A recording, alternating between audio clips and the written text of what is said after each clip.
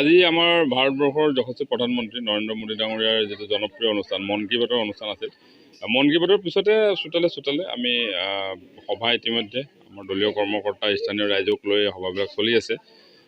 তেনেকৈ সভাবিলাক চলি আছে। খুব ৰাইজৰ সঁহাৰি খুব ভাল।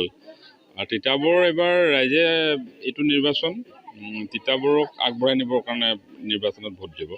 তিতাবৰক পিছুৱাই ৰাখিবলৈ ভোট নিদিয়ে। এবাৰ ৰাইজে সংকল্প লৈছে যে বহুত হ'ল এইবিলাক আৱেগৰ ৰাজনীতি, বিভিন্ন ধৰণৰ জাতিৰ ৰাজনীতি, এইবিলাক বহুত হ'ল আৰু এইবাৰ মানে তিতাবৰখনক আগবঢ়াই নিবৰ কাৰণে ৰাইজে ভোট দিয়াৰ সংকল্প লৈছে। যিসকল মানুহে লাষ্ট 5টা বছৰত একো কাম কৰিব নোৱাৰিলে, তেওঁলোকে এতিয়া মানে জাতিৰ নামত ৰাজনীতি কৰিবলৈ আৰম্ভ কৰিছে গাঁৱে ভূঞে।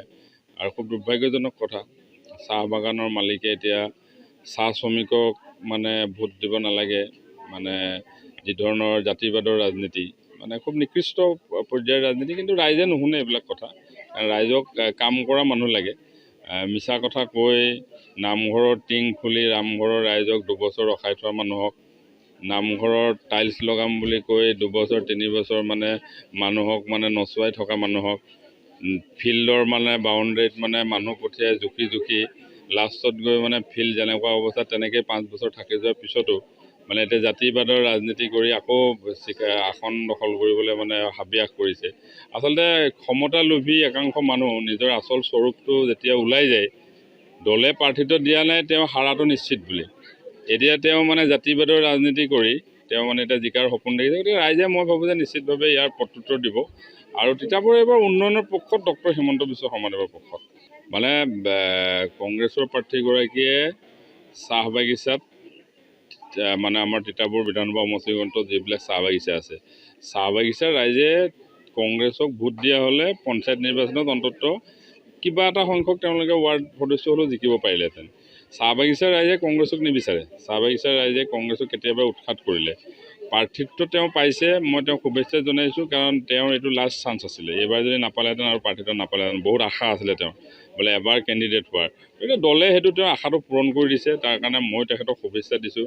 অন্ততঃ তেওঁ ক'ব পাৰিব যে এবাৰ মই বিধায়ক উঠিছিলোঁ। সেইটো সপোন তেওঁৰ পূৰণ হৈছে। গতিকে ভোটটোতো নিদিয়ে, ভোট ক'ৰ পৰা দিব তেওঁক, কিন্তু সপোনটো তেওঁৰ পূৰণ হ'ল। তাৰ কাৰণে মই তেওঁক শুভেচ্ছা জনাইছোঁ। মূল যুঁজ এতিয়া ইয়াতেতো সঁচাকৈ ক'বলৈ গ'লে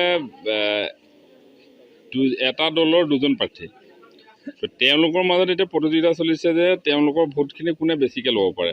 তো তেওঁলোকৰ মাজত যোনজন জিকে সেইজনে মানে মূল প্ৰতিদ্বন্দ্বী হ'ব। এতিয়া যুঁজখন তেওঁলোকৰ চলি আছে। নিজৰ দলৰ পৰা কোনে কিমান ভোট ল'ব, নিজৰ মানুহখিনিৰ পৰা এতিয়া ভোটটো ভাল ল'ব তেওঁলোকে। এতিয়া কংগ্ৰেছৰ ভোট এতিয়া কোনে বেছি ল'ব পাৰে সেইজন মূল প্ৰতিদ্বন্দ্বী হ'ব। এতিয়া কোনে ল'ব পাৰে সেইটো কম্পিটিশ্যনটো চলি আছে। কম্পিটিশ্যনততো এতিয়া কংগ্ৰেছৰ প্ৰাৰ্থীজন অলপ আগবাঢ়ি আছে।